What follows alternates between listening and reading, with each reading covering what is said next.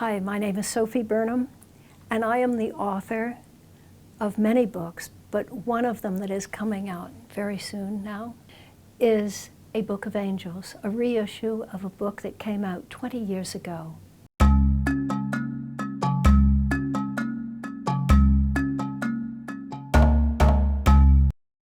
Years ago, I was between books. It's always a difficult time for a writer.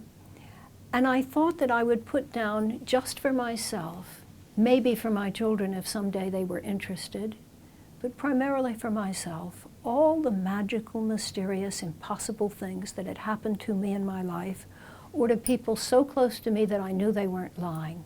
I thought all I would do would be to tell the stories. I wouldn't try to interpret them, I wouldn't try to understand them, just set it down, and somehow they would become clear.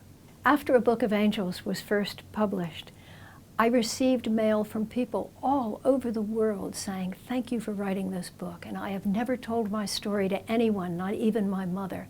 Now I know I'm not crazy." And for the first time, people began to share their stories of their own and angel experiences or experiences with mystical encounters of one sort or another. You'll ask why? What is it about today that makes it important that A Book of Angels come out? And I've given this a lot of thought. I think the thing is that today we're even more afraid than we were 20 years ago. I look at the people around, and some people have lost their jobs. Many people are living on the brink of economic disaster, and they're afraid. I think it's terribly important that we know that at the same time there is a spiritual dimension enfolding us and loving us and caring for us in ways that we have no way of imagining. The love is so intense, so unconditional, and that we're okay. The angels are saying, don't be afraid, everything's fine. It's an illusion. We're watching over you.